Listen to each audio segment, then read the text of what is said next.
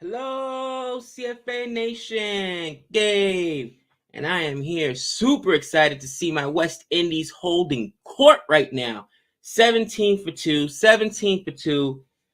After a disastrous first couple of overs, West Indies take 2 wickets. Alex Cale's gone on his debut, gone in, 9 balls. England struggling once again with the openers, and Zach Crowley gone on 10 balls. And as usual, it's Root and Stokes and what else, man? But a beautiful catch by De Silva there to get Zach Crowley. Guys, it was an awesome catch. What's going on, AJ? What's up? What's going on, brother? And England once again in trouble. I mean, it doesn't matter who's leading it. It doesn't matter who's coaching.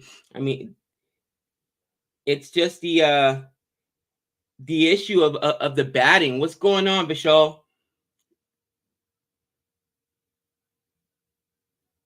It was the second over, I want to say, second over that they went ahead and lost their opening partnership, or third over. What's going on, Richie? What's going on, Jaden Moss? What's up, people?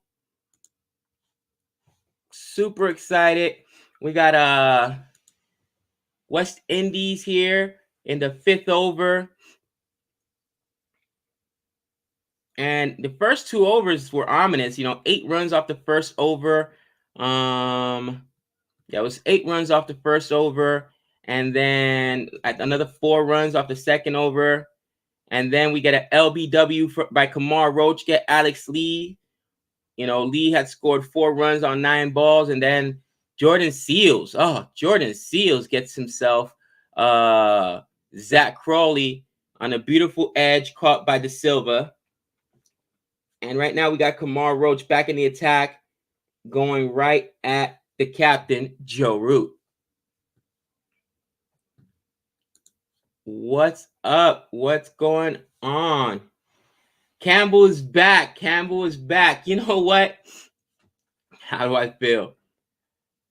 I think that it was time for a change. West Indies had to make a change. Same thing with England. England needed to make a change as well, right? They've been bogged down with this struggling batting and opening partnership. Now, I watched several videos. Asjad had a great video commenting on the drop of Stuart Broad and Jimmy Anderson, which to me, the bowling hasn't been the issue. All right. Their argument is bowling is not an issue with England. And for the most part, I would agree. Their bowlers held their own in during the Ashes. It's the batting. It's the batting. And the same thing with the West Indies. West Indies had to make some changes with the batting. So maybe bringing back a John Campbell. You know what? We'll see what happens. I know I've never been the biggest fan. I know a lot of people that are not big fans, but you've got to make a change. Through 5 overs, you've got 17 for 2. That's a maiden over there for one Kamar Roach. And I forgot to mention, that was a wicket maiden right there for young Mr. Seals. So, the West Indies made some changes, and we'll go with it. We got to support the guys that see what's happening. Unfortunately, the change for England and Alex Hales did not work out. To be honest, I'm glad they stuck with Zach Crowley, because obviously Crowley had been dropped, and then Burns, and then Crowley. Looks like England put on in Ben Folks as well. So England made a lot of changes. Craig Overton in there. Of course, Johnny Bairstow, Ben Stokes, Mark Wood, and then Jack Leach. So it looks like they're going to go with Jack Leach as their spinner, which I think is another issue for England. They got no problem with seamers, but man, Leach, we saw Leach get pumped, absolutely pumped out there in Australia. So we'll see what happens here in the West Indies. This looks like a very flat pitch too, so it may not come into play. You got Brathwaite, Campbell, Shamar Brooks, Bonner, Jermaine Blackwood. I love Jermaine Blackwood. I'm glad to see him back in the side. to me, the best. I mean, the best the West Indies has got, Jason Holder, and honestly, he's the second best all rounder in the world. I mean, he's an absolute monster, one of the best players in the world. Joshua De Silva, Kamar Roach, the Night Watchman, Azuri Joseph, Pramal, and then Jaden Seals. So I'm really enjoying Jaden Seals. What's going on? What's going on, Renelle? I do not know. I saw that Asjad was streaming on the other channel. Thank you, Blobby. Thank you, Blobby. You know, that was it was tough to do the video, to be honest with you. You know, Nick and I debated if we wanted to do the video, but out of respect, having been watching cricket for a while now, having a lot of fans that are big fans of Shane Warne and Australia. I root for Australia myself. We wanted to. But you know, Nick himself said, like, look, sometimes, you know, people might feel like, oh, you know what I mean? That's like pandering or exploiting. We just wanted to address it, obviously. But it was a big loss. It definitely was a big loss. And I know, again, Nick being a huge Lakers fan, my son Trey cried, man, tears when Kobe died. And I know how it impacted them. So we wanted to make sure that we did it tastefully. So we appreciate that. Thank you. Ooh, Jaden Moss says he is the #1 all-rounder in the world. Listen, I'm from the Caribbean. I'm a West Indies fan, and I got mad love. If you guys haven't already checked out our video, from what we dropped about a week ago? I think it was about a week ago. Ooh. Oh, I thought we almost had a third wicket. Listen, I'm gonna tell you right now, and I don't want to get ahead of myself. But if Joe Root falls, this game is over. If Joe Root falls, this game is over. This is the wicket we've got to get. We've got to get Joe Root. Oh, please. Because it's Joe Root and then nothing else. Let's be honest. It's the same thing for England. Joe Root and Stokes, of course. Bairstow can sometimes hold his own, but Bairstow alone can't carry. He ain't going to put up 200 runs. And to my point, he's not going to put up a $175 like Jadeja just did. So to me, Jadeja is the best in the world. But we just had this conversation with my man Hayden Walsh Jr., right? Friend of the channel now, our first interview. If you guys haven't checked it out already, go check it out. Almost at 4,000 views. Awesome. Hayden Walsh Jr., the law firm. He sounds like a law firm, robbing people out there with his amazing catches. And he himself also feels that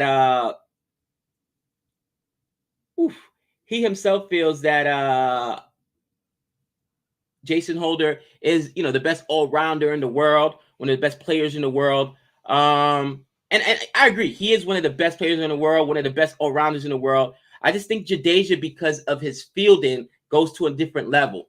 You know, if I were ranking him, it would be Jadeja, Holder, and then Stokes. And to be honest, Stokes has been on a decline for the last year plus, and I think it's because of the injuries. But, you know, to be honest, Holder's a better bowler than Stokes. You know, just, you know, bottom line. The best batsman of the three, it's probably tough because I don't think Stokes is better than Jadeja. Jadeja just doesn't get bat a lot because he comes in at 6, and with India, or sometimes even 7, with India, sometimes they don't need him to bat. But we just saw what Jadeja did, Excalibur, and then none of the two, Stokes or Jason Holder, can field like Jadeja. I'm just being honest. We got to be candid there, guys. So all around, as far as being an all-rounder, if you take all 3 facets of the game, Jadeja's the best. But I think it's now Jason Holder. Stokes is on a little bit of the decline because of the injuries. What's going on, Asjad? What's going on? A couple people were asking if Pakistan is still batting. What's going on in that game over there, brother? Match drawn. That was a fun fest. Wow, did they draw the match? Kamar Roach back into the attack. Ooh, nice little in swing there on that ball. And Kamar Roach, even though for an older bowler, just knows how to bowl. Got that first wicket on the youngster Alex Lee, and he just kept, it was wide, just holding the line, consistent line. Then the ball came in, swung in on him, and LBW. He's just very consistent with what he does.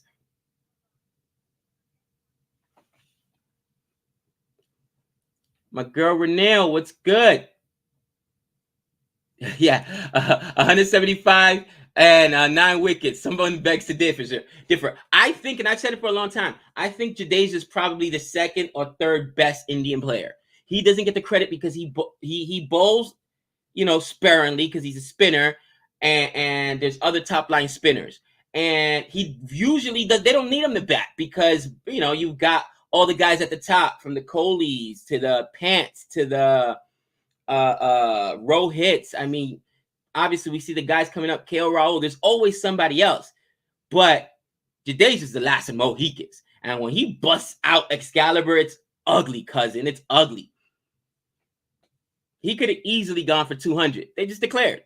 But yeah, 175, 9 wickets. I mean, he outscored Sri Lanka by a run. That's ridiculous. That's ridiculous. He's a monster. Watch Johnny Bairstow make 200 now after you said that. Now, the only one that has a shot to make 200 on this team. Great boundary there. Man, what a fast track there. But it's this man at the crease right now, Joe Root. Joe Root, ends that with a beautiful boundary there. Last ball, and ends up making a respectable over. So now that's 23 for 2 through 7 overs. Let me go ahead and update that. Joe Root has the potential to do that, but Bairstow don't. He doesn't have the discipline.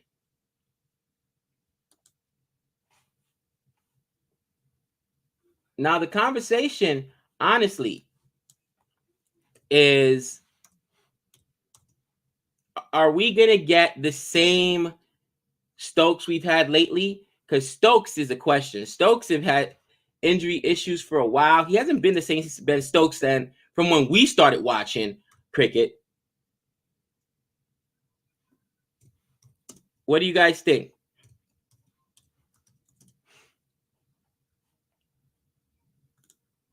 Jaden Seals, the youngster right here. Let's see what he does. No, if Joe Root and Stokes falls, it's over for the first session. Renil's out of control.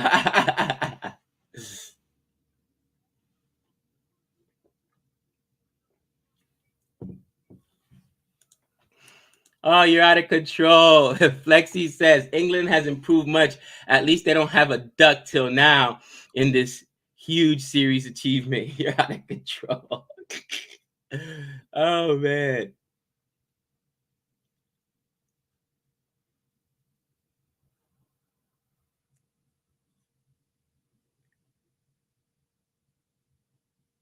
I like this order. Jadeja, Holder, Stokes, Hasaranga, Sakib, Ashwin, Green. You know what? Cameron Green, I think he has the potential to be, because he's a big boy. And we saw him in the Ashes finally get his back going.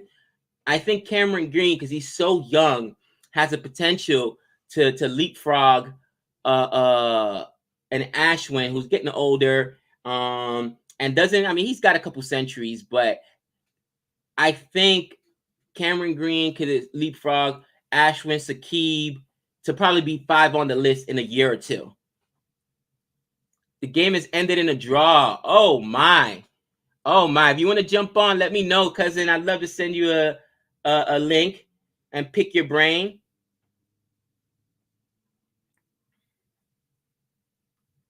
Australia only batted once.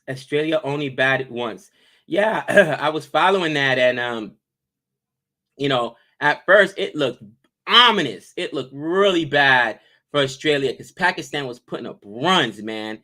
But then Australia came back and put up runs. And obviously, that was a flat track. I really want to ask you a couple questions about that, Asjad, if you're available. If not, I'll send you a tweet. But what was going on in that pitch? What? Oh, my gosh. I mean, I hadn't seen too many games in Pakistan. Obviously, some tours were canceled, and COVID kept a couple teams from not going over there, but just watching the scores, holy cow, it looked ugly. It looked ugly. That must have been a bowler's nightmare out there.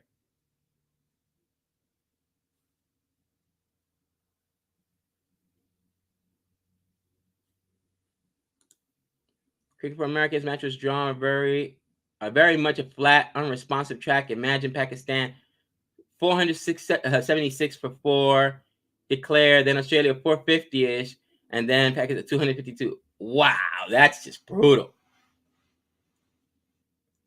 Ooh, what a ball. What a ball. And that's why Jason Holder's up there, almost takes the wicket there. What a ball by Jason Holder. And out of the three, Jason Holder's the best bowler. Jason Holder can, bowl. If it's in T20, he could bowl in the death. If it's in Test, obviously, you can give him the ball whenever. Give him the new ball. Jason Holder, out of the three, Jadeja and Stokes, is the best bowler, which is why I have him at number 2. And he can bat too. You know what I mean? But when we're talking about all-rounders, we should also talk about fielding. And man, I've seen games where Jadeja gets 2-3 wickets, bowling, 4 wickets bowling. Then he's got 2-3 runouts, you know what I mean? And then he'll give you a 50 to boot. I mean, the guy's a monster. He's an absolute monster.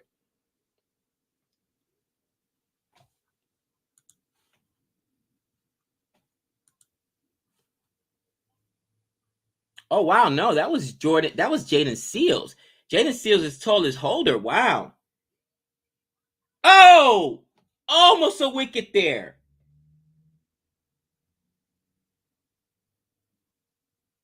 Put down. Please don't tell me that was John Campbell.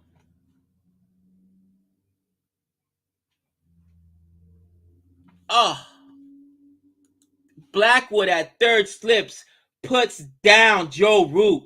That was a wicket. Oh, that should have been a wicket. Oh, gosh. He put a... This is what you cannot do. This is Joe Root, guys.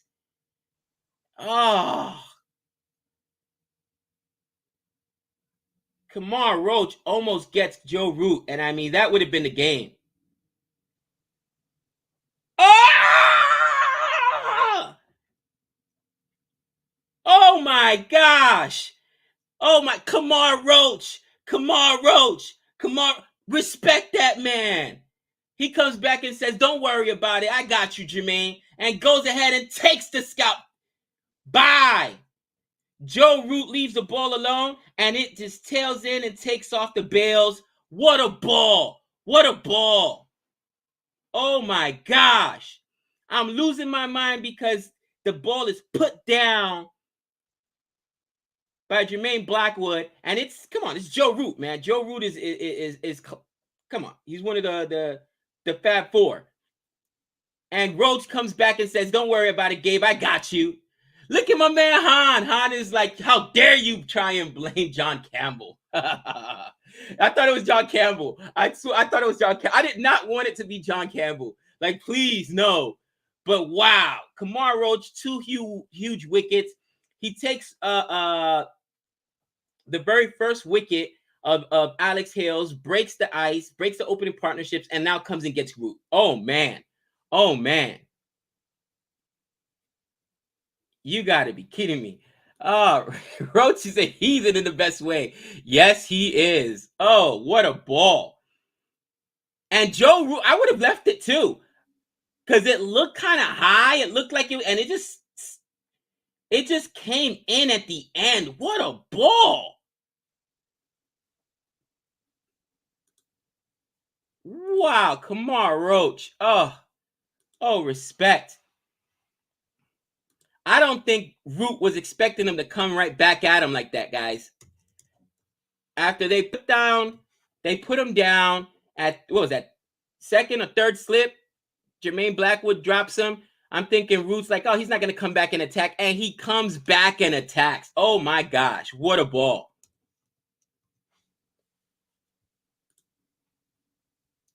Guys, I mean, oh, what a ball. What a ball.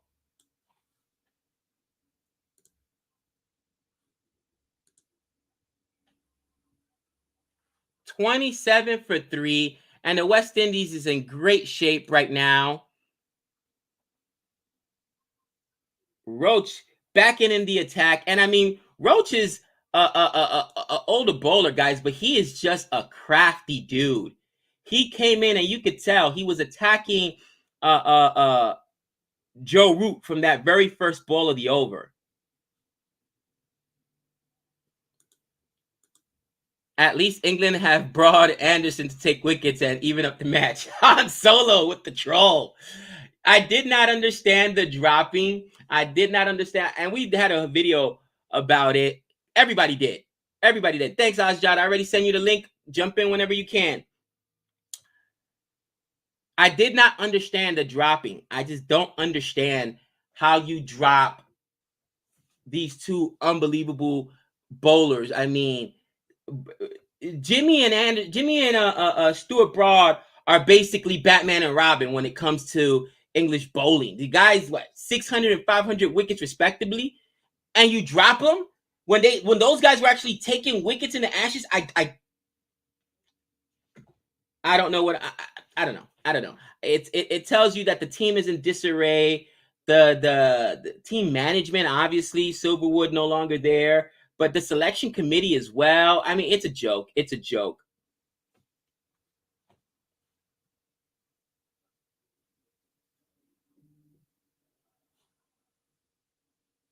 Blobby says my coverage is still struggling. I mean, buffering. Australian internet strikes again.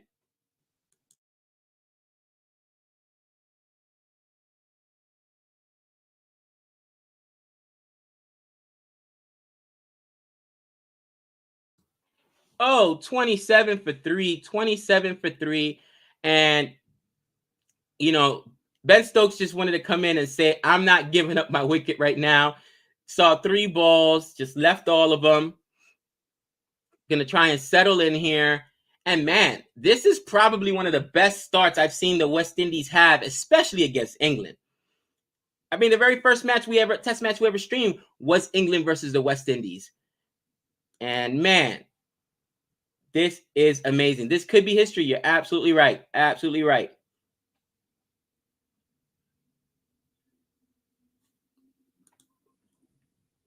Can anyone tell me what was the purpose of creating a pitch like we saw in Australia versus Pakistan? Guys, I'm like, holy cow. Just looking at those first 2 scores. And again, Pakistan put up almost 500 runs and declared. They didn't even lose their wickets. That's insane. That's insane. But better, more intelligent minds are here to talk about that and this game. The man, the myth, the legend, Asjad, Cricket First 2.0. What's going on, cousin? Woo, West Indies. I'm hyped right now. I'm hyped right now. You know, I can tell. I got to shut myself. What's up, brother? I'm good. I'm good. Hope you're well. Hope everyone in the chat is doing well. Thank you so much for having me. As always, please like and subscribe and do all that good stuff on Cricket for Americans, and go check out Boring Reviews because you guys are building up some steam there as well. I'm really liking it, and the reaction and the Batman reaction. I haven't seen it yet, but I appreciate going through all your videos and checking those out. Yeah, man. Who expected England to go in with a new mindset in West Indies against the West Indies and be 27 for 3? I think everyone expected something like this, did they? Bro, all I kept hearing was Alex Lee, he's making his debut, and he may be, I'm sure jitters, but this is the guy they need at the top of that order. Alex Lee, because at first I thought it was Alex Hales, and I was like, the T20 guy? That's their savior? And they're like, no. Alex Lee gave, somebody on Twitter was like, not Alex Lee. Okay, cool. Never seen the guy. Obviously, he's making his debut. Looks like same old, bro. He looks just like Burns. I'm serious. Looks just like Burns, Zach Crowley, and all the other guys that open up for England that cannot open. Asjad, I don't know. All I want to say is that Alex Lees is a very good batsman. he in English conditions, he's been really good for a number of years, right? In that first class game or the tour game, he scored like 60 runs or something. Yeah. Okay, so did Zach Crawley. Okay, so I don't want to disregard all of his credit, but like the thing is, in this match, you're facing Kamar Roach with, I believe it's a Duke's ball, if I'm not wrong. I think they're using a Duke's ball with the Right. ball swinging just a little bit. Not probably played against him that often.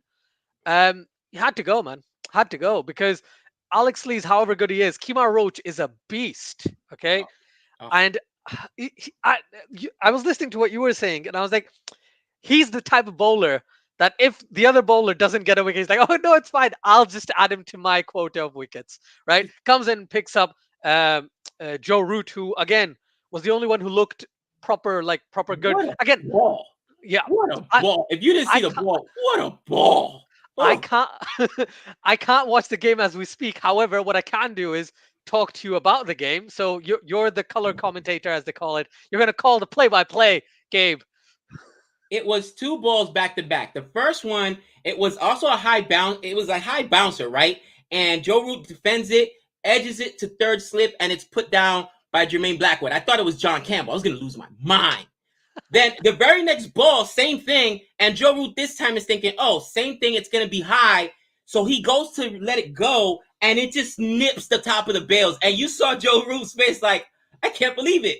So it was like such a nuance, right? The first ball would not have taken, the one that almost got Joe Root out would not have taken the bails because it was a little too high. The next one looked like almost the same ball, but this time it actually stayed a little bit lower and just nipped the top of the bails, swung in a little bit, and man, Kamar Roach is an absolute magician with the ball. I Yep. mean, unfortunately, Kamar Roach is getting up there in age, first and foremost, Yeah. and as like most bowlers, I think Jofra Archer, who I love, but in tests, let's be honest, as he gets the overs pile up, right? He's going to give you a great 10 overs. But then 15, 20, 30, 40 overs, that's where like, where a guy like Jimmy Anderson and Stuart Broad, who I hate and love at the same time, those guys look great even at the end. You know what I mean? So I think that's the difference there. But Kamar Roach is a savage. Yeah. But it was a beautiful ball. Let me ask you His a question. Yeah, Sunny go for it. wants to know why build a pitch like what we saw in Australia versus Pakistan? And then Han, the great Han, comes up and says, where is it? I'm guessing Pakistan didn't want to lose their first home test match in years, so they made sure it would at least be a draw. Please Right. tell me. Let me tell you this, and to an extent, Han's right, because just imagine you have your so-called best 11, right? Right. And then two of them get injured, who are both pace bowlers, and you're about to go play in a ground and a pitch where usually it's the most pace conducive pitch in the country, and you're like, we don't have any pace bowlers. We'll have to get Naseem Shah, the guy who got absolutely hammered in Australia, the guy who hasn't played Test cricket in some time. Yes, he's got pretty good record domestically over the past, well, decent record over the past year or so, but we'll have to bring him back and let's just go for a spinning track. That didn't work. So they thought, okay, our spinners might not, like Lion is really good too, so we might have a bit of difficulty. So let's just make a road. Let's make a pitch which doesn't aid us in winning, but doesn't allow the other team to win either. And let's just go for the draw because I tell you, everyone hates this test match. Everyone's been bad mouthing it. I understand what you're coming from, but as a Pakistani, I was so scared of playing Australia in the Rawalpindi Stadium because that's usually conducive to pace and swing and seam and bounce, and we had none of it in this match. And Pakistan didn't lose to Australia in the first match against them at home in 24 years. So I am actually happy. I think You that was know, the plan. you know what? It's funny. I keep hearing that, hey, this is actually a win for Pakistan, and I just don't see it like that. If you're at home, you've got to win. A draw is a loss, in my opinion. Now, if you end up winning the series, then okay. But you know what I mean? Like, But, I see what you're saying, though.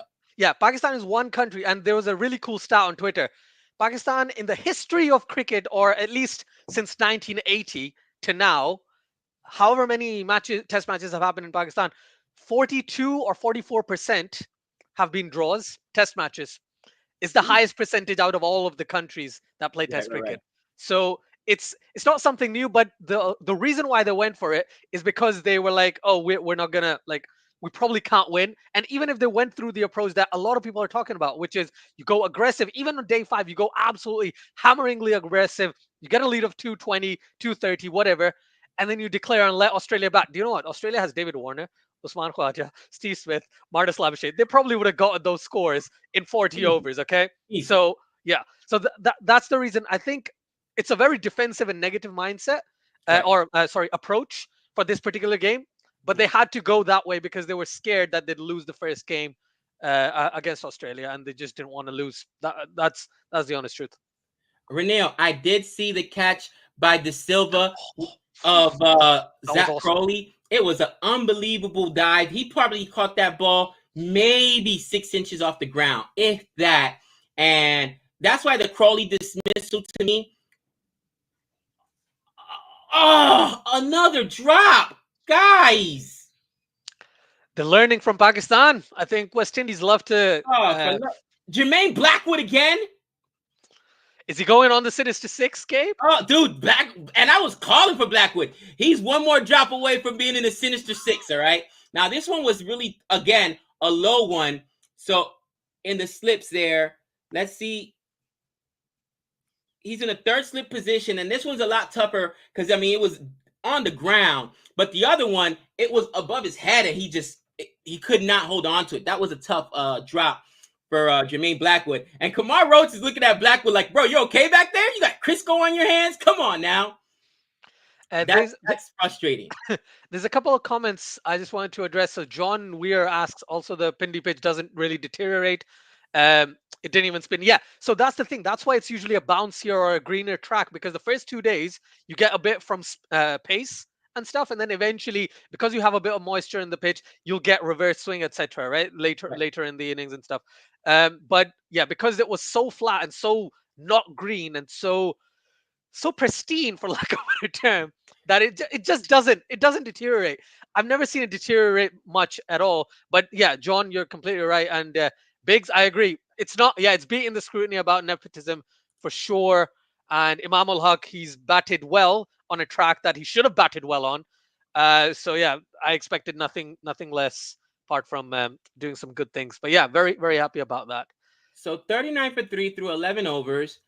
And I think that if there's anything I'm not happy about in this game is the fielding and the slips, okay? That's 2 wickets that should have been caught. Now, Kamar Roach came and did it, and now we got Jason Holder. I confused Jason Holder earlier with Jordan Seals because I'm watching on the smaller screen, and they're both very tall. And are. Even like Kamar Roach is like 6 foot, I think. They're huge. And he looks small against those 2 trees out there, doesn't he? Yeah. To me, their action is so similar, man. And I think that Seals looks really good. If they continue to give him and if they continue to back him, Jordan Seals, he could be a frontline bowler, as you see here, test bowler for the West Indies, man. I'm really liking what I see from him. Yeah, Jordan Seals is someone that I know Rinel's been talking about for a while as well. And he's showing his skills, not just in this game. I know he played a couple of other matches not too long ago for the West Indies. You can correct me if Jaden Seals. So he's a talent. He's a talent and a half. And he's 20 years old. He's a baby. That's what I'm saying. He's a baby. Right. He's taken 16 wickets in the 4 matches he's played. Let's just put it that way. So that's impressive. He's really good. Renil says that was really tough. That was really tough, but my grandmother would have caught that. I mean, to me, I don't know. What do you think, Asjad? Fielding the ones that are down at your feet, at your toes, basically, are harder in the slips than the ones that are high up. I rather have the ones high up because I can then at least, go reverse cut, try to catch it that way. But it should have been, both should have been caught. If you're in the slips, both of those should be caught. But I'll give you a dropper's opinion, okay? So I'm a so a dropper's opinion is it depends on the position you're in as slip. If you're quite low down, you're happier taking the lower catches. If you're slightly like me, which is slightly higher up because I'm lazy as anything to bend down that much, then it's easier to take the higher up catches. But yeah, they're both for me, they're both difficult catches because it's in the slips because the ball is coming at you quite quick. But yeah, definitely from an international player perspective, both of them should have been caught. That's hilarious. He says, coming from a dropper. Oh, Jason Holder. Jason Holder. I mean, we had a conversation earlier about the best all-rounder in the world. What are the best players in the world? And wow, I love Jason Holder. And, you know, Hayden Walsh Jr., the law firm, friend of the channel, like, man, he's one of the best players in the world. I think he's the best in the world. And, you know, we agree with him specifically when it comes to all-rounders. But Jadeja is criminally underrated because of how good the rest of the Indian team is. And Nick and I were having this conversation where look at how many times Jadeja's not only not out, but doesn't even get the bat because the work is put in by a Pant. The work is put in by a Rohit, a Kohli, a Vihari. I mean, KO Route, take your pick. So because he is the quote unquote finisher for them, sometimes they don't even need him to finish. But we just saw him put up 175, not out, and get 9 wickets for the love of Pete. The guy's a monster. And, I mean, his fielding is probably the best in the world. He's up there as probably the top fielder, I would say. I mean, Jadeja, I've seen him get 2-3 wickets in a game, 2-3 runouts in a game, and give you a 50 like it's nothing. Bust out Excalibur like it's an easy day at work. Oof, another great ball there by Jason Holder. So the thing with Ravi Jadeja is, right,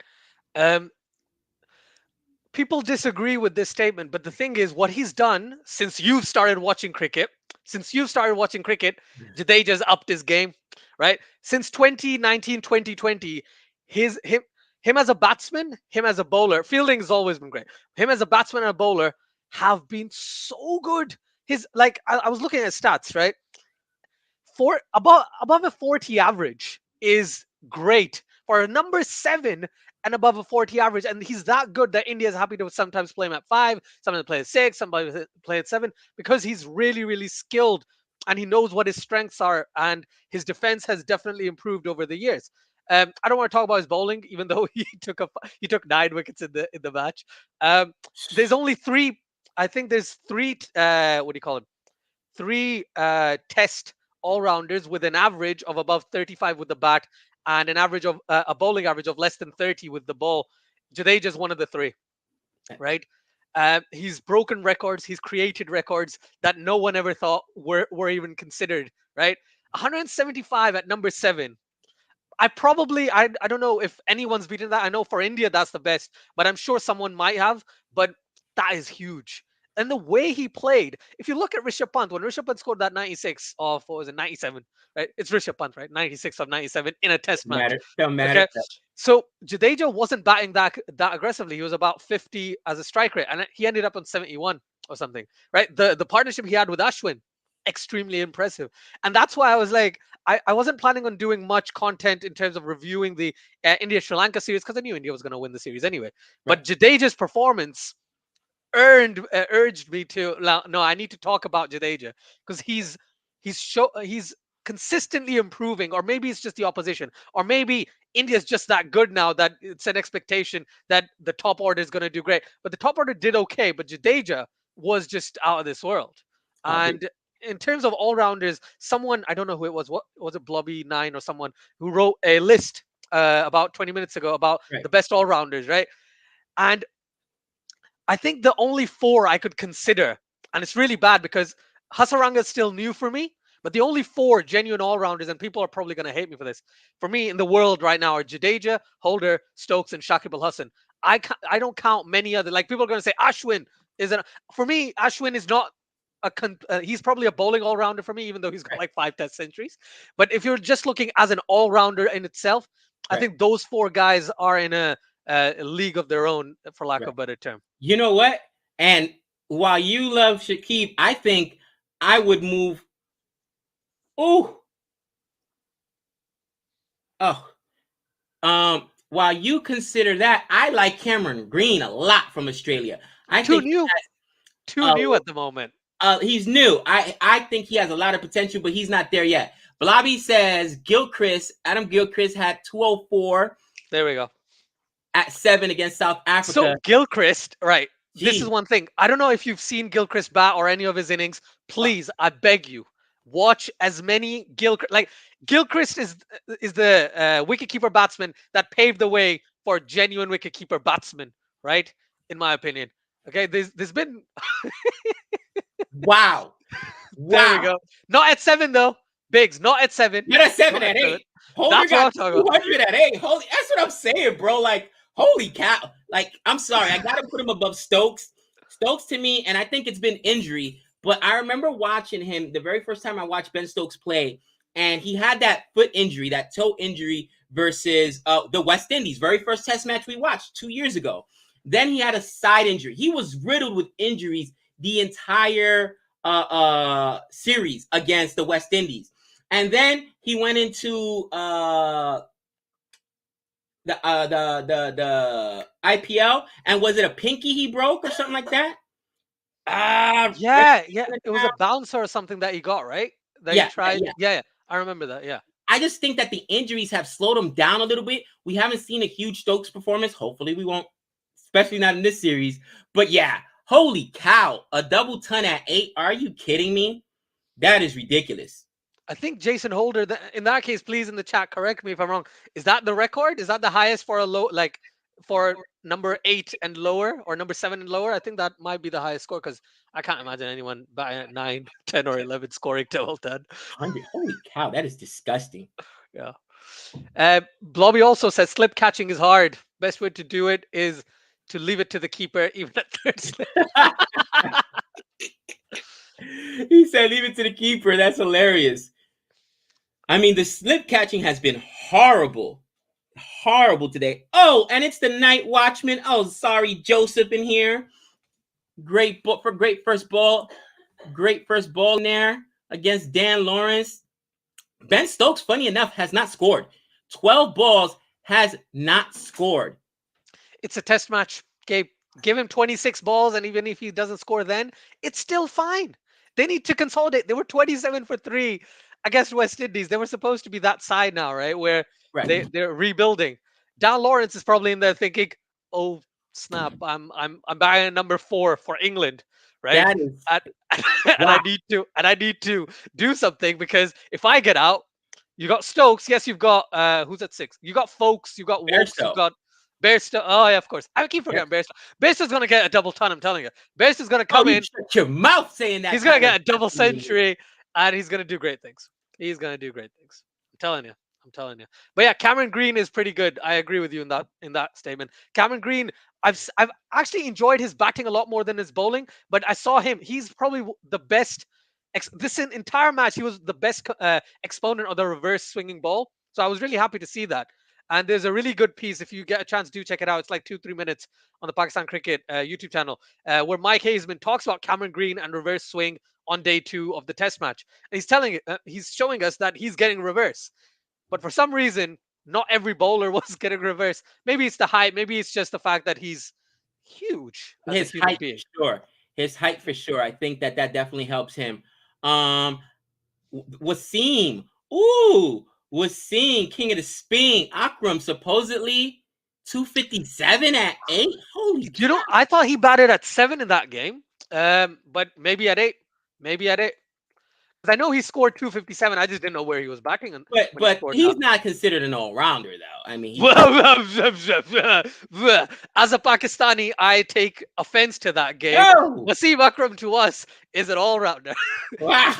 He's probably a bowling all-rounder to be fair. So like if I had to put him in a category, I'd put it with Ashwin, not with these guys. But Imran Khan, Kapil Dev, Ian Botham, as like Jacques. Oh, I keep forgetting Jacques Callis, Andrew Flintoff. These guys to me are like Gary Sobers, right? These guys are all Keith Miller, right? All rounders in the full sense of the word. But let me see. Don Bradman. Ooh, the Aussie great. Don Bradman, 270. Thanks, Was big. he injured? Was he injured or something? That's why he came that low down in the order? Jeez Louise. Crazy. 270 at 8? That is ridiculous. Yeah, somebody said we were forgetting Kalis. The doctor, let me see if I can find your previous statement. Also, Cricinfo has called Wasim Akram a bowler. No, that is offensive. That is offensive. Bro, it's like Ashwin when people say he's an all-rounder. Stop it. Ashwin is more of Bowling all rounder, I'd a say. bowler that can bat a little bit, but he's not a true all-rounder where both Mhm. skills carry him the whole way. Yeah. Oh, Okay. so Wasim Akram, yeah, number 8. He batted at number 8 for most of his career. What? I've only seen him at seven most of my life. But yeah, Agasar has a Lord's 100. Wow. yeah, yeah, yeah, yeah. I remember when Ajit Agarkar used to play. I was like, India only has one all rounder, which is Ajit Agarkar. Everyone else to me was like they have bowlers, they have batsmen, they have potential keepers, and Agarkar was the only all rounder I could think of in the late '90s, early 2000s. But now they've got a few more, obviously, than before. Kalis, Jock Kalis, and Sobers are the greatest all-rounders. I mean, some of the best players in the world have been all-rounders, obviously. And I think we're saying the same thing with, again, Jadeja, right now, Stokes, of course, Holder. I think I said this a while ago, and someone corrected me. And what I wanted to discuss with you again, you've only been watching cricket for 2.5 years, but your knowledge base is really good. So like you know a lot even from before you started watching. If you had to pick the best time for all rounders, would it be now, or would you say it was when Ian Botham and Imran Khan, Kapil Dev, Richard Hadley, etc. were playing? In from what you know, because they're older players or they're from the era that everyone loves to talk about, everyone thinks, oh, they're obviously that was a better era. But again, I want to ask the same question to the chat because I've always wanted to know. I have my own opinion. I'd rather not share it, but All right. I just want to ask. Here's what I'm going to say.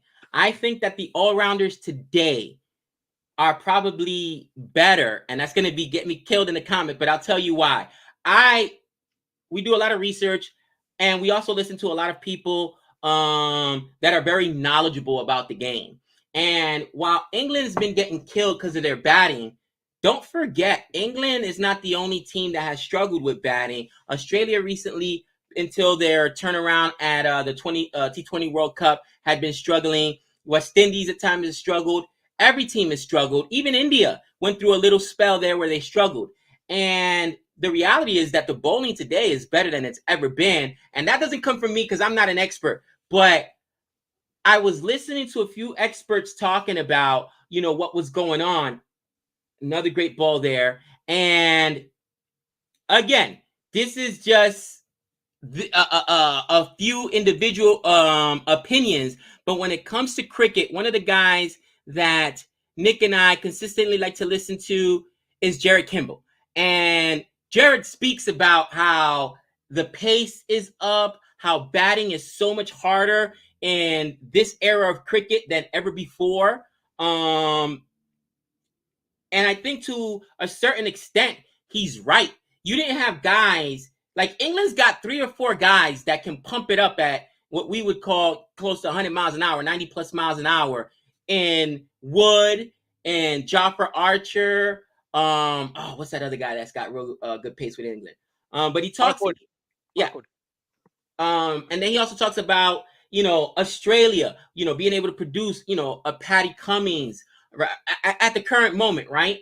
And Josh Hazelwood and uh uh, uh I can't remember this kid's the other kid's name. In any event, the bowling today is so good that for you as an all-rounder to be a bowler yourself and take wickets, but also be, dominant with the bat, you've got to really take your hat off to a guy like a Jason Holder, a Jadeja, a Ben Stokes. That's my opinion. Again, having listened to a couple of people, but the chat is vehemently disagreeing with me. I want to hear your opinion. Look at Han. Han says Jared Kimball's talking crap if he thinks today's bowling is faster than the Four Horsemen or Lee or Akhtar. Listen, he said overall, the aggregate of today's bowlers are better quality, and it also has to do with the pitches and the balls obviously being much better today. But possibly that's maybe his opinion is wrong. I just normally go with his opinion because he's very knowledgeable. I just want to say something about Jared Kim. The thing is, he uses stats like crazy. This guy is a stat like genius. Right. So what? And I've seen those videos you're talking about. It's a graph like this, and then Right. it dips from 2017 onwards, It and just then it's yeah. dips. So again, we don't know exactly what the reason is. He's even said that on record. It could be the pitch, it could be the bowling quality, it could be the batting quality's declined, all that stuff. It could be the change of balls, it could be weather, it could be anything, right?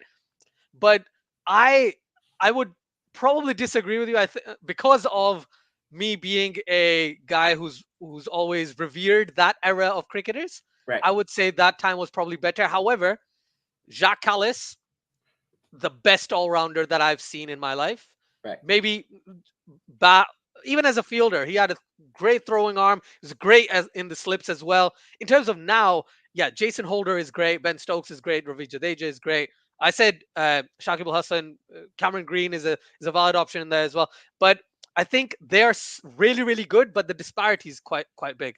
Ooh, the doctor comes with knowledge. I love it.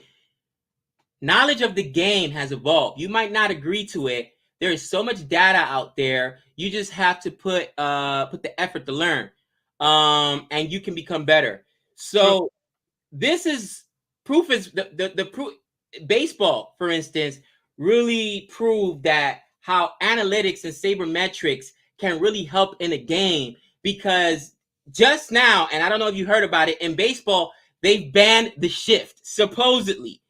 And I don't know if you know what the shift is, but basically you can, instead of having your fielders, if it's a right-handed fielder, all lined up on the left side of the field, because, or not all, but the majority of them, 304, because you're closing up the gaps, and sabermetrics tells you 70% of them are going to pull the ball that way. Most batters are pull hitters. That was just analytics and information they didn't have 30, 40, 50 years ago. So that has really taken down the run scoring in baseball, and has made average quote unquote, I was gonna say bowlers, but average pitchers much better, because those are extra outs they wouldn't be getting. And they've actually supposedly banning the shift. So I think that having that knowledge of being able to go back and see what people's weaknesses are, like, I guarantee you that was a plan by Kamar Roach to go in at Stokes and come in with these basic high bouncers that are just, because he almost got an edge and then went right back to it, and Stokes lets it, not Stokes, Root lets it go, and then just nips the top of the bails. Like, they attack batsmen certain ways because they've got so much data and footage on them. They sit down in the rooms. So the doctor, this is a very, very good, good opinion. I agree with you. I want to know what Asjad thinks. Do you think it's almost an unfair advantage now that this generation of cricketers and athletes have so much information that they can attack other players' weaknesses? Yeah, I think they probably did that before, but you didn't have the technology. You didn't have the same type of, analytics that you could potentially, do on computers and all that cool stuff, which I don't know how to explain, but you know what I mean. Like, Right. all the maths, all the tech, all that stuff, says the guy who works in IT. So, so I agree with the doctor on that point. The thing is, that's why you ideally, my question is invalid, because if you try and compare errors, you have to take everything into consideration, which is Right. why I was having this discussion with my brother-in-law, and we talked for like 3 hours about the Ooh. fact which era was better. And I was like, if you put these guys back then in those times, they might not be able to play as well as the other guys. But the vice versa could also be the case. Let's say, for the sake of argument, Garfield Sobers played now, and people are going to hate me for this, but this isn't my opinion, it's my brother-in-law's opinion, right? Right? So what's going to happen is Garfield Sobers, if he plays it now, people are going to find him out a lot quicker. There's going to be a lot more match footage. There's going to be a lot of other things about, this is his weakness, this is his strength, all that cool stuff, right? So he might not be as much of a revered player now than he was back then. Again, not my opinion, my Right. brother-in-law's opinion. So if you want to hate hate on him, but not me. But yeah, that's what you thought, and I thought that's a valid point. So the doctor does make sense there. It's evolved. That's why it's hard to kind of try and judge both things. But it was my question. But thanks for that. Thank you. Appreciate that. Rashid, I think that here's the thing. First of all, he said it. I follow him. I listen to a lot of his He content. said it on many occasions. Second of all, data doesn't lie. Now, data can be skewed. There's a difference, okay?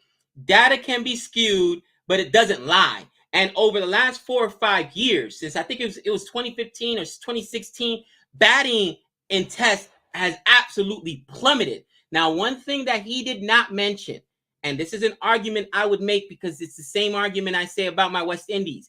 I think that the advent of T20 cricket and the IPL has really forced players to change their game, which is why batting specifically in Test cricket might have changed, because now batsmen are more focusing on having high strike rates. Oh, Jason Holder, let's go to work. Let's go to work. Let's go to work. In mid-sentence. Oh, daddy, that's how you catch a ball in the slips. Let's go to work. Anyways, man, bro, I am so stoked right now. Put him in work. Hold on. Did he get Stokes out? Because if he did, there's a really good pun that we could make right now. Oh, I wish it was. It was actually Lawrence. But Blackwood makes up for it, gets Dan Lawrence, finally makes a catch back there, and third time's a charm. Exactly. The third one. He must be following us right now. Somebody got in his earpiece and said, "Listen, if you drop another one in the slips, you're joining the Cernus of 6." Ask John Campbell how that worked out. 48 for 4, Doctor. 48 for 4 is the score right now. 48 for 4. Let me go ahead and update the score, but I just lost my train of thought there. Oh, I think that the one thing Derek Kimbrough has not mentioned is how players are changing their mentality. They want the higher strike rate because it's more conducive to T20. And let's be honest, that's where the money's at. You know what I mean? So maybe it's not that the talent has become better or worse. It's just that maybe players are now focusing on a different facet of the game. What do you think about that? Yeah, that could also be the case. It's a completely different world. And there's a really good comment someone said to completely moot the argument of my brother-in-law, so I'm glad, which is they did research on Sachin and they still couldn't get him out. So, you know. Nobody can get Sachin out. But yeah, I do understand where you're coming from for sure. And I think now, yes, the money is definitely in T20 cricket and the way players maybe play the game. There's a lot more players who are more attacking, more aggressive in that sense in both facets, be it with the ball or be it with the bat. But yeah, thanks. That's it. That's about it. But I just think that because, again, he's himself admitted, I don't know what it is. So being that he doesn't know, he can't put his finger on one specific statistic that says why the batting has gone down. Yeah. But it has gone down. Yeah. It could be that pitches have changed in some sort of way. It could be the fact that, you know, they're planning. It could be the ball. It could definitely be the ball. That's be the ball. And it's really hard to kind of determine the factor. Bring back Burns. Do you know what? They need to bring back Sibley, but they don't need Burns back. They need to bring back Sibley. They need someone to score 2 off 120 balls, Gabe. That's what they need. Listen, Burns got ran out of the country after his platinum duck in the Ashes, and all of a sudden it's bring Burns back after Alex Lee one game. Wow, that's insane. Mark Thomas, I love it. Bring Burns back. Oh, Burns, that is hilarious. Right? What do you think of when someone says Burns? Because I think of Simpsons. That's classic. Oh man, I just think that was so funny. I didn't mean to cut you off. Mark Thomas says, "Bring Burns and Sibley back." Now Sibley's been like banished for over a year now, and Burns the Ashes destroyed his career. He's done, in my opinion. And after, England's just in trouble, man. England's in trouble. They've got to get it right. But I didn't mean to cut you off there. And it's got to be something because nobody could put their finger exactly why. But there's no mistaking that runs have gone down. Now, does that mean that the bowlers now are better than the bowlers in the past? Not necessarily. There's different things. You mentioned the pitches. You mentioned the ball. I'm thinking about just mentality. People focusing on T20, high strike rates, bigger shots. It could be a myriad of things, guys. But was it said? Absolutely. Oh, Jack Callis, 166. Jack Callis tests, 166 test matches. 13,289 runs, Yeah. 292 wickets, 55 average in ODIs, 1,159.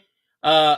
11,579 runs in ODIs, 273 wickets. Holy crap!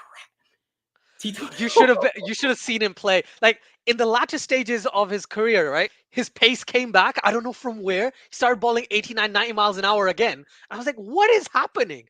And he just improved like from what was it like people in the attacking career from like 2007 onwards. His pace came back for some reason, or 2008.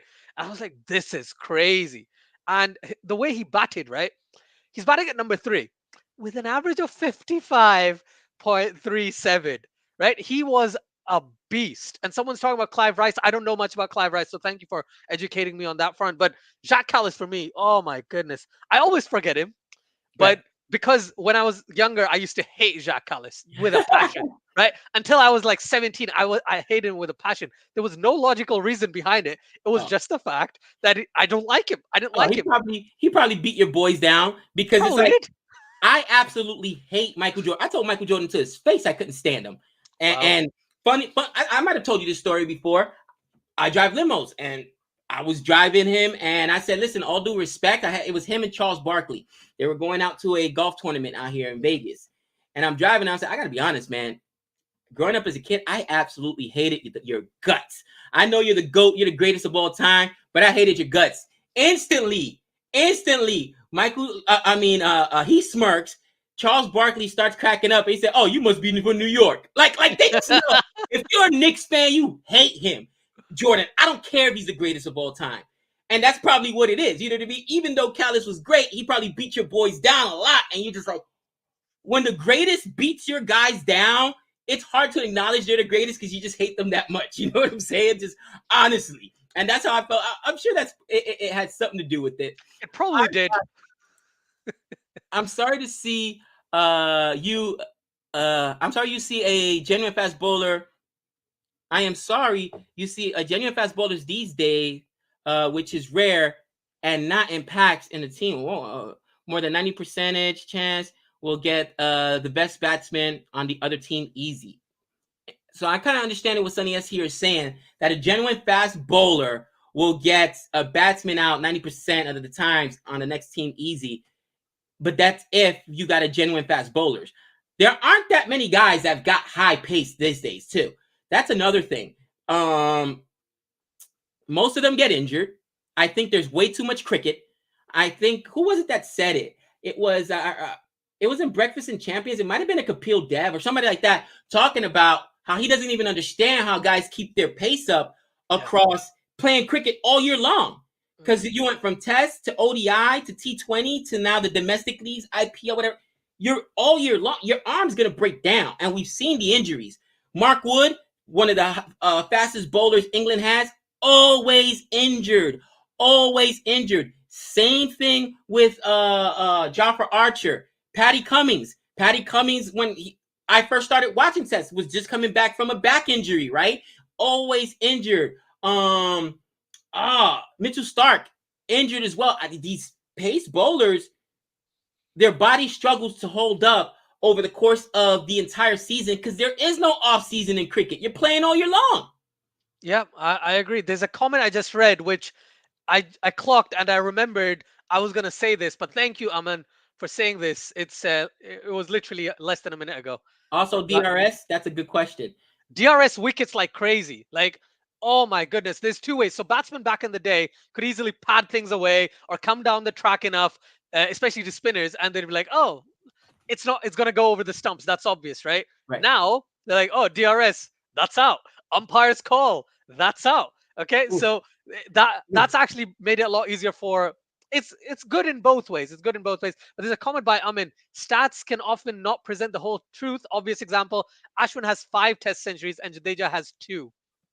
I forgot that Jadeja only has 2 Test centuries. Where is that comment? That is about 2 minutes ago. Yeah, just above where it says Michael Holding said it by magic. Just above that. Okay. That is such a good, and stats can lie. That is such a great point. But that's also my point that Jadeja comes in so late often, he doesn't get an opportunity to put up the runs because of how good everybody else on India is. So yes, stats can definitely be skewed, and that is a great point. DRS, I did not think about that. DRS, how many wickets do you think guys lost because there wasn't any DRS back Loads, in the day? loads. So there's two arguments here. Number one, you could have the argument that umpires were more biased in certain eras. So Buckner, so Buckner.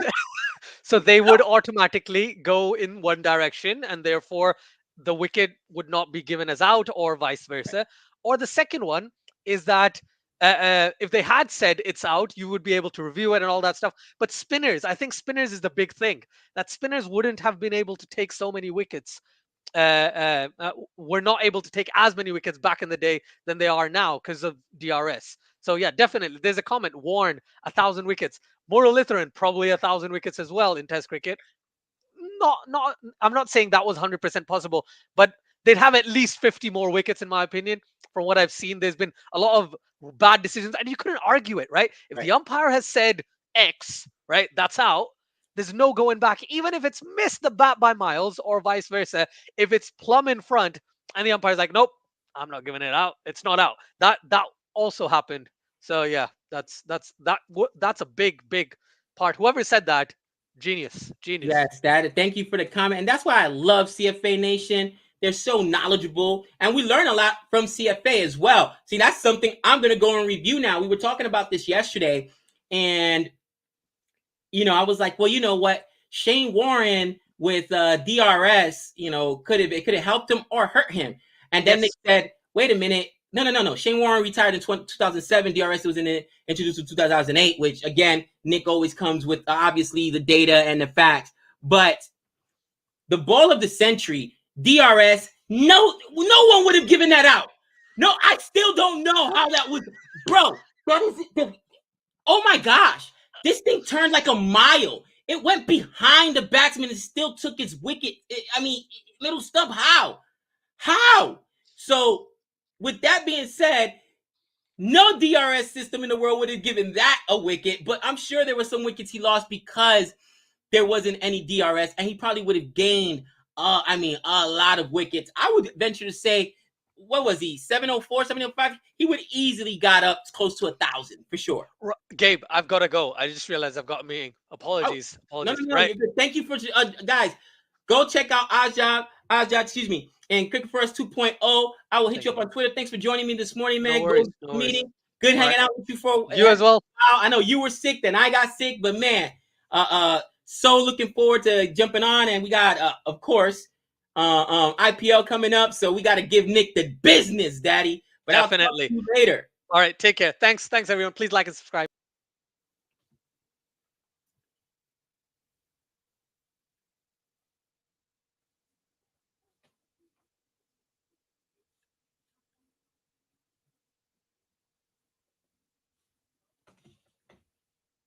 Morali would have had 1,200 wickets. He definitely, Morali, man. What he had, 800 wickets, eight plus. I mean, I did not think about that, and I forgot who gave us that comment earlier. I apologize, but that is something that I have not heard even the experts mention. Part of the reason batting has gone down is because of DRS, because DRS has absolutely changed the game and given out many wickets that wouldn't have been given out before. And that is such an interesting comment. So, wow. Thank you for that. And, England just bust 50, guys. They're in the 18th over, 50 for 4. You got Bairstow and Stokes in there. And at a partnership of 3, basically, 4 wickets down. Holder, another dot ball here to Johnny Bairstow. And that's something Holder does that's so good, too. Holder does a really good job, guys, of keeping the economy low. He's such a good bowler. Made an over. And out of the big 3, Jadeja, Stokes, and Holder. Holder by far is the best bowler. By far. And I mean, as far as batsman is concerned, I probably still have to go. Man, I've seen Stokes be so explosive, but the last year he's been, and I get it, injuries. Maybe he's still not fully healthy, but man, Jadeja, just a total package. When you got to take the fielding into consideration, I mean, they're bottom line, they're three of the best players in the world. These guys should be getting paid like it too. But another wicket made. He hasn't given up a run. 3 overs or 4 overs, hasn't given up a run, and's got a wicket. Holy cow, Jason Holder. That's sexy. That is sexy. Holy cow.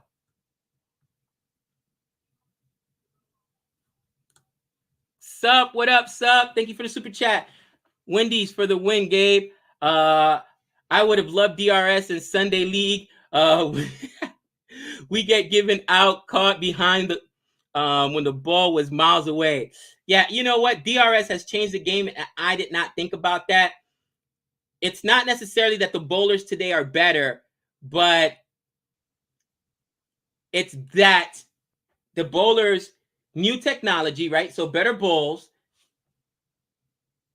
Then you also have sabermetrics, right? So better planning because of sabermetrics and because of technology. And then technology also aids bowlers because of DRS. So that was I was going off what other experts said, that runs are way down, but that does not necessarily mean bowling is better today. So I retract my previous statement.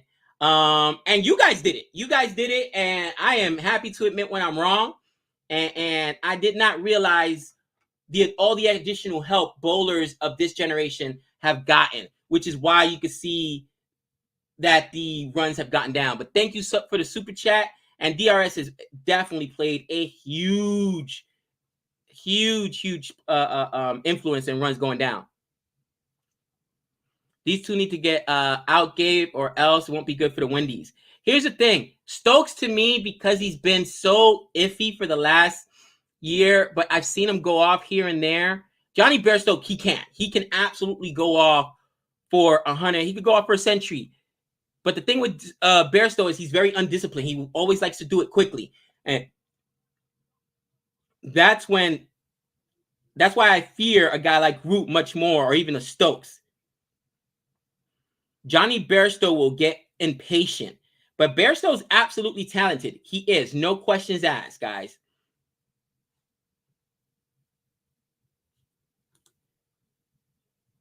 Jason Holder scored his double century against England last time England toured Caribbean 2019. Also, Holder was a captain at the time. Oh, gotta love it. Gabe, Warren bowled leg spin. So behind the legs to right-handed batters, 70% of batters. LBW was out of the equation for a lot of his deliveries. Interesting. And you know what? That's a good point there as well. He still would pick up a few, but he wouldn't get as many because the off stump he wouldn't be able to get. I see what you're saying. I mean, some of his balls were absolutely disgusting. I don't know how you approach a guy like that. I would be charging up the crease on him. But then, he's got Yorkers he can throw at you. So you're like, oh my gosh. Another reason is that fielding has improved. Interesting. I didn't even think about that part of it. Another reason is that fielding has improved a lot. So there are more chances of catches being taken. Now, fielding also has to do with field placement. And a lot of times the field placement goes back to pre-planning, sabermetrics, knowing where guys like to hit the ball. We talked to Hayden Walsh Jr. the other day, in my opinion, is one of the best young fielders for the West Indies. And he talked about how they already know, hey, this guy likes to, if I'm going against Pollard, I'm going to be all the way like in long on, you know what I mean? Or long on, or I'm going to be right on the boundary. I know this guy likes to pull the ball, the majority of the time. So if he's playing the pull shot, I'm going to position myself there. So again, that technology, that research, all that stuff helps. And that also helps fielding. But I get it. It's not that the bowlers are better today. They've just got better teams and better resources around them.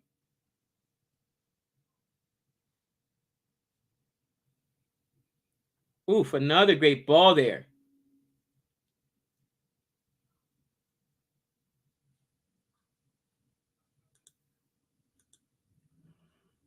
Relevant brother, that's exactly what I was talking about earlier.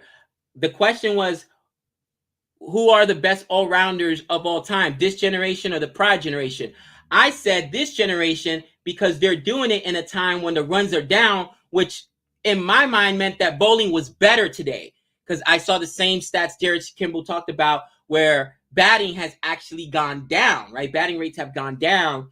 So I said, well, batting rates have gone down, and these guys are still scoring, your 175s recently by Jadeja, 200 from Jason Holder. I think they mentioned Stokes also had a double ton like that, and these guys are all rounders, and they're doing that. That to me means during this time they're better because they're facing harder, much tougher bowling.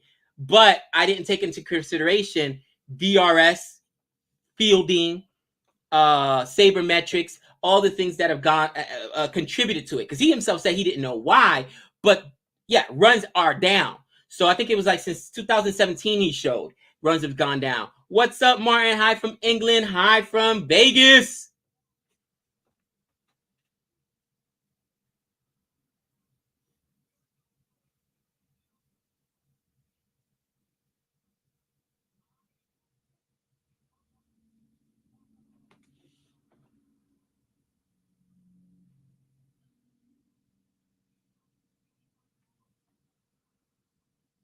Here goes ooh,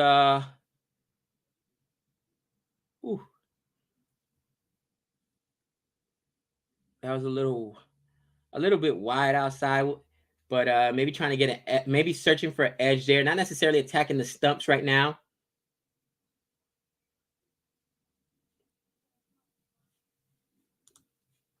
I think the fact that so much is on Holder because of the talent around him is considerably less than other all rounders. If he doesn't perform, Windies suffer. Also, was captain. AJ, that's a good point. It's a lot of pressure on Jason Holder. And that's honestly why I think Jadeja hasn't even shown what he can do, because honestly, India don't need him.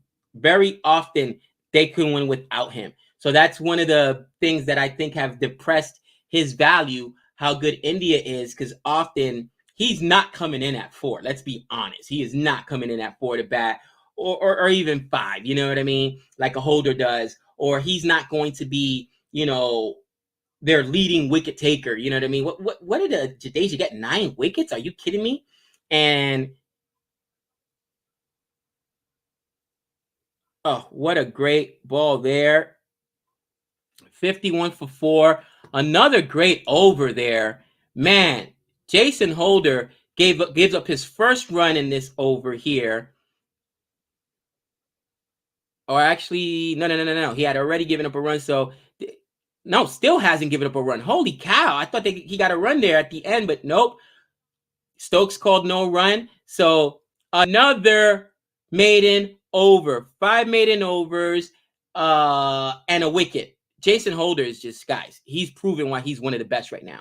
He's absolutely one. He's proven he's one of the best right now, and just putting pressure and pressure and pressure on Johnny Bairstow and Ben Stokes. Ben Stokes has seen 37 balls, guys. And here comes the veteran, Kamar Roach. I would go right to Kamar Roach, honestly. Go right back to Roach. Roach has gotten the wickets today. 2 wickets by Kamar Roach. Let's see if Kamar Roach is able to be crafty and get himself another wicket. Break up this partnership that while they haven't scored a lot of runs, they've also been able to stave off losing another wicket. 20 overs in the books, and it's 51 for 4. Kamar Roach on a run up. Ooh, ball swings in. Bairstow just watches it as it misses the stumps.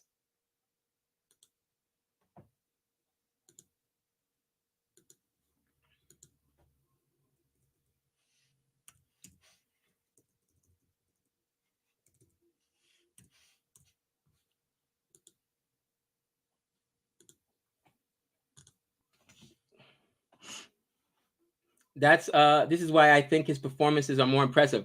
I agree. I agree with you, and I think that AJ he's very very very.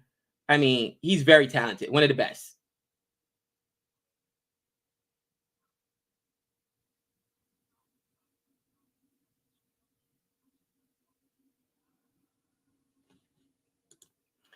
Gabe, the plan to a leggy is to kick the ball away if you're a righty, but Warren spun it so much that he could literally bowl around you. Yeah, and that's what we saw with that bowl of the century on the video we did yesterday, Han. I don't know how you do that. The ball was literally behind him and came back and knocked over the bail. It was insane. Middle stump too. How? How? I don't understand. Holy cow. What's going on?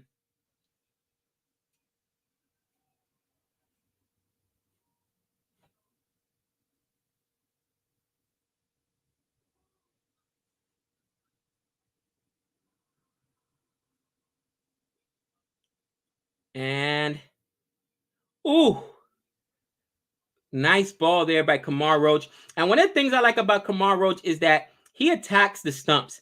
He attacks the stumps, and makes the batsman play the ball.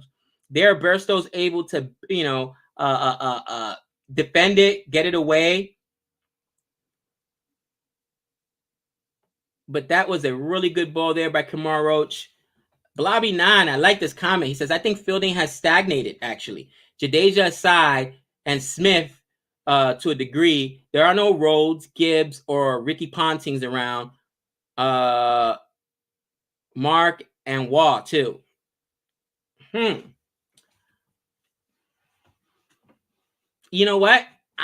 You don't have the names as far as that's concerned, but what you do have is better positioning because, again, they've got more information, more technology. Now, when Nick and I first started watching cricket, Test cricket, one of the things we noticed were a lot of drops, and I mean a lot of drops. And it's continued over the last few years. This game alone, two drops already in the slips, right? And some people would say that the fielding has gone down in cricket over the last 2 years. We were talking about how because of COVID bubble and fatigue and everything, and players taking time off, that contributed to it. But now at this point, they've been playing enough where that shouldn't be an issue. There have been a lot of drops, but apparently fielding was much worse in the past, right? In the 70s and 60s, a lot of drops. All right.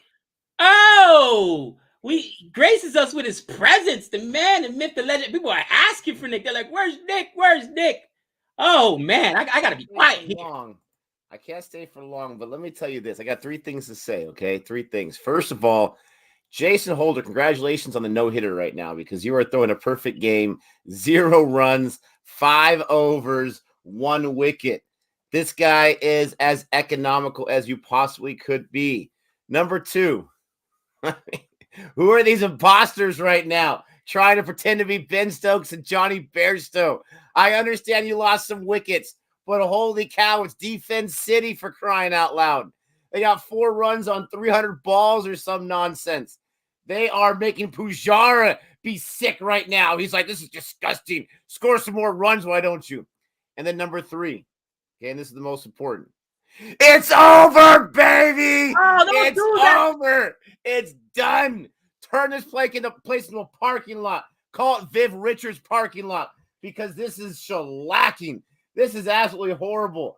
What are these guys doing? 4 runs on 56 balls. Why do you hate me? Why do you hate me? Come on.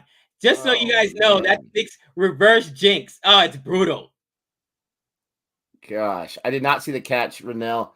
Been trying to get my youngest son to get ready for school. Sometimes it's a challenge. That's my but dude. I was looking at the scores. I was looking at the updates, and holy cow. Nick, the catch was unbelievable by De Silva. He literally picked it up inches off the ground, man. That thing was maybe 6 inches off the ground. Great, a beautiful catch there by a wicketkeeper. But man, the ball by Kamar Roach to take Joe Root's a scalp was unbelievable. You know, he balls a high. Imposters.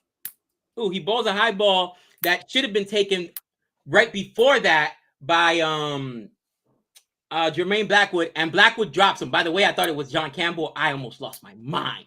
I had to jump in DOA right there.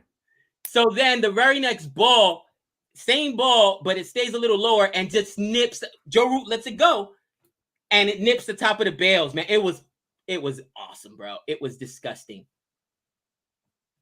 Oh, look at already getting. Gregor's already given to me. It's called Test cricket, Nick. Okay. Listen, strike rates of 7 and 8 is part of the course for Test cricket. My bad. 8. Test cricket, bro. Let me tell you. I forgot 7 and 8 is actually pretty good in Test cricket. My bad. Now, holy cow! What was that thing that Pakistan and Australia were doing, huh? If this is Test cricket, what was that?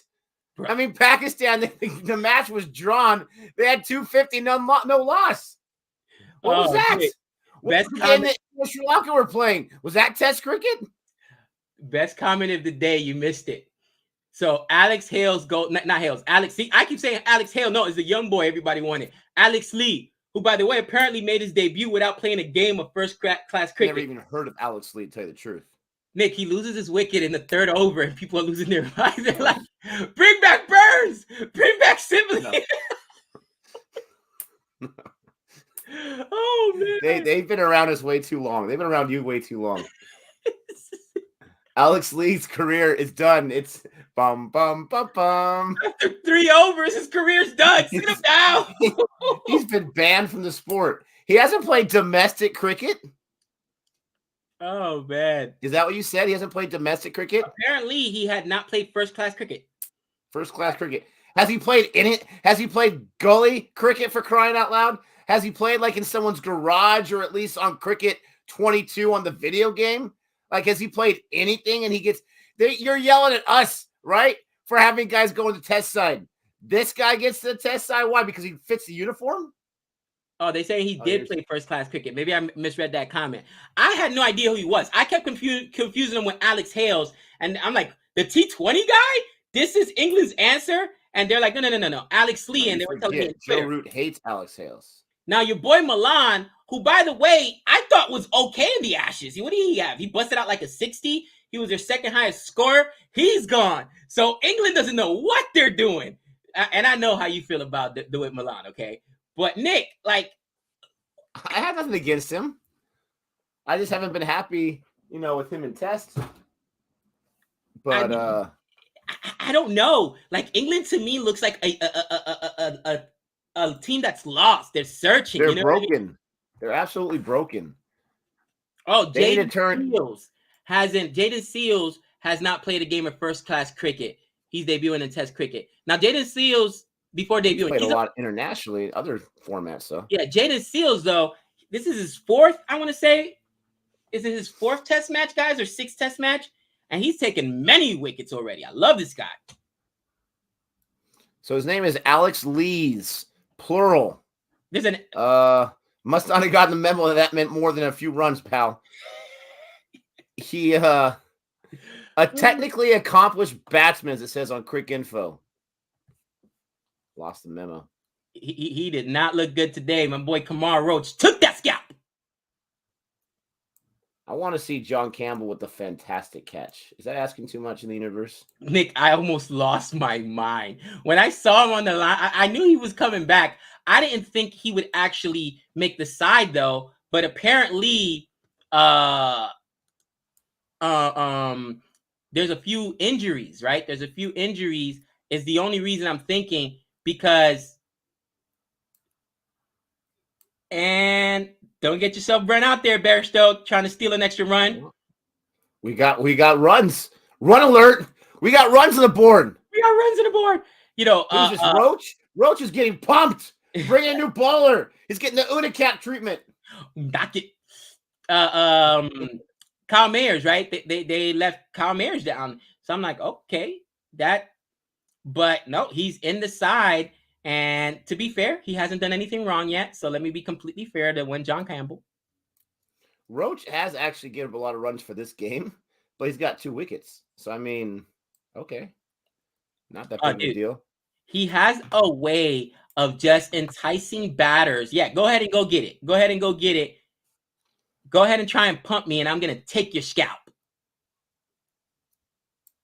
Don't worry, England fans. You still got Chris Wokes on the docket there. Oh, I knew. I was waiting. I was waiting for you to talk about Chris Wokes. Listen, the love child of Karate Kid foes, Daniel Lawrence, he wasn't able to do more. He got 20 runs. Chris Wokes, he'll get it done. Don't worry about it. You also got folks. You're at the combination of the Folks-Wokes partnership. Oh, man. Rushing What's up, Dr. Jihan? Thank you for the email. Jihan, he already again, loves much this game. love, much love. He already loves this game. Why is there so much room in your heart for hate, huh, Jihan? Why? It's endless hate for England. Oh, man. Look at Renil. Renil says Jaden Seals is going to be trash now. Rip Jaden Seals. Oh, gosh.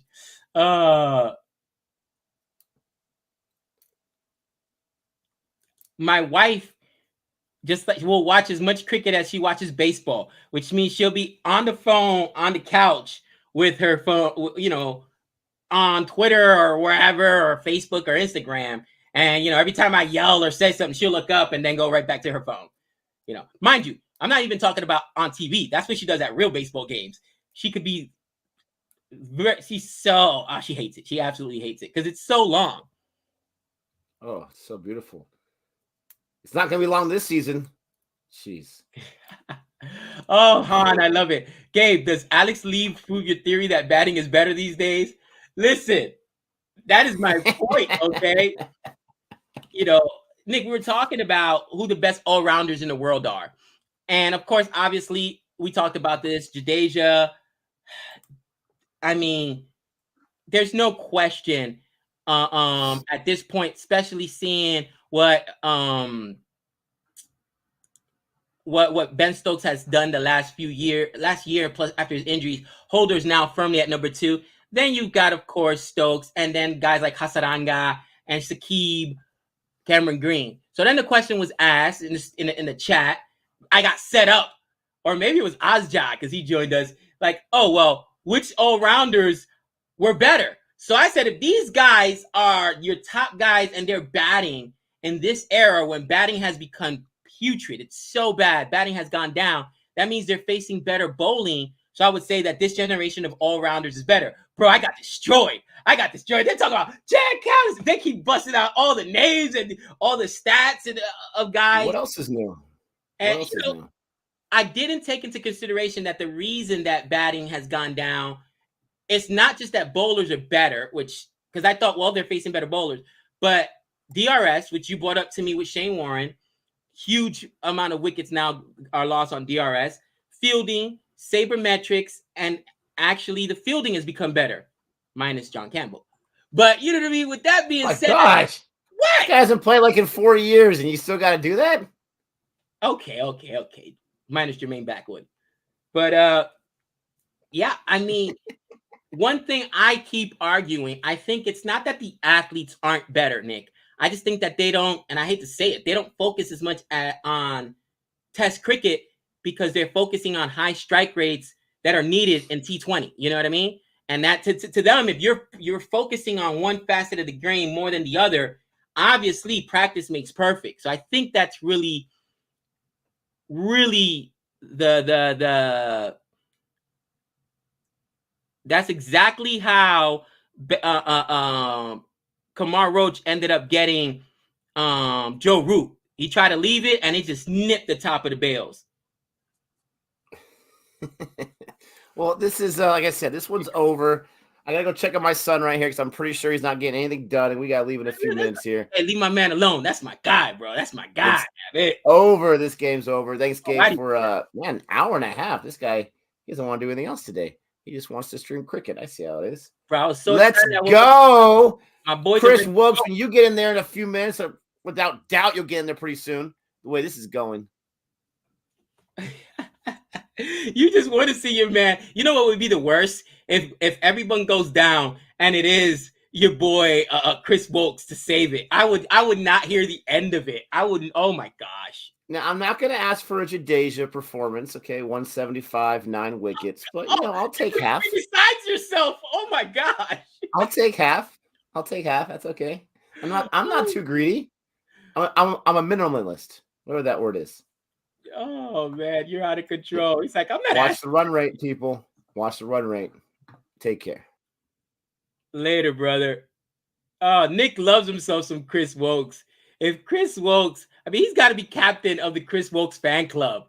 Oh, man. Please. Anybody but Wilkes. Anybody but if Wilkes comes back and beats the West Indies, I will not hear the end of it. Oh, he'll kill me.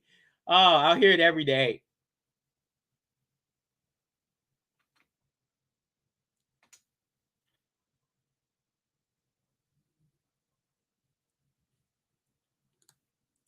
Han says, Gabe, to end the bowling now versus the past debate, go and watch Killer Bouncer's video and see how many, feature Brett Lee versus guys playing today. You know, I was wrong. I admit it. I was wrong.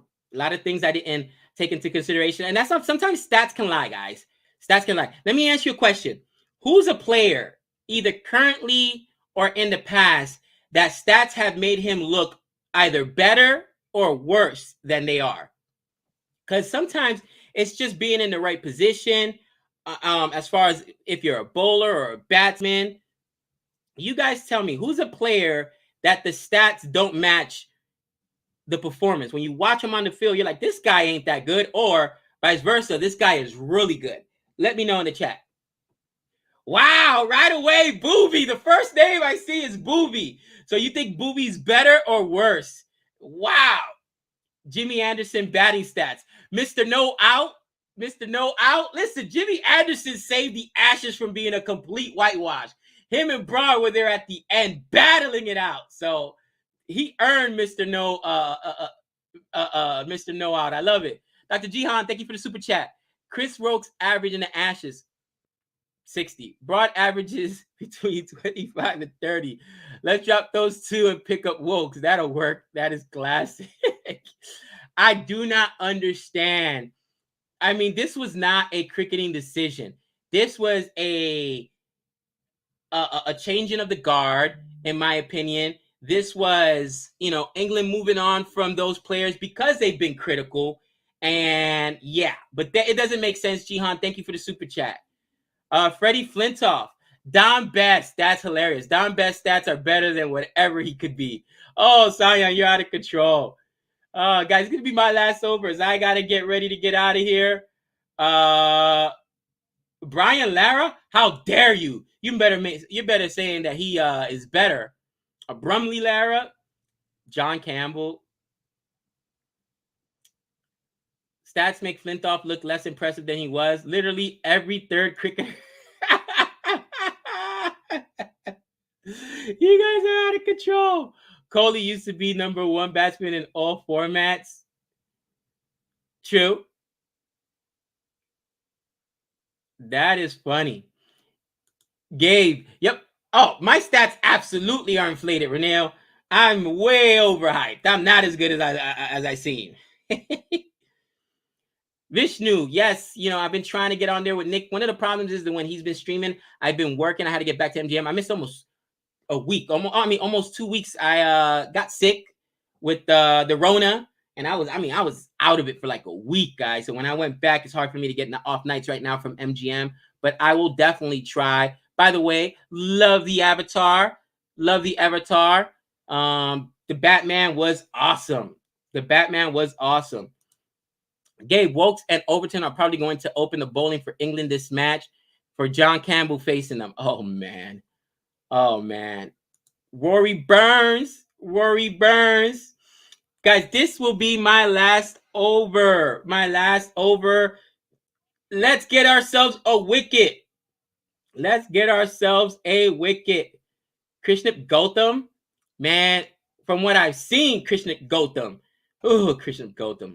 Killing me, this guy. he better do something better this year, because man, what a terrible IPL last year. $1 million to drop a ball. So we got a 10-run partnership between Bairstow and Ben Stokes. Who's going to bowl this over?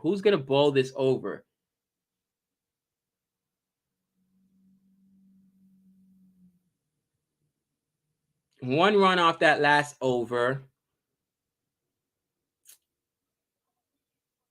Oh, looks like we're at lunch now. Looks like we are at lunch. That was the last over. Looks like we are at lunch, and England in trouble. So it is lunch break, guys. Thank you so much for joining me this morning. Glad I made it all the way to lunch. Let's go West Indies. What up, Quality Shot? Thanks for jumping in. Appreciate you. Man, I will definitely be trying to stream a couple more of these games, especially because it hits us in the mornings. I know Nick. I will try to get on the stream with Nick as far as checking out the Women's World Cup. But guys, thank you so much for joining us this morning for this first session. Talk to you soon. Same bat time, same bat channel. Peace.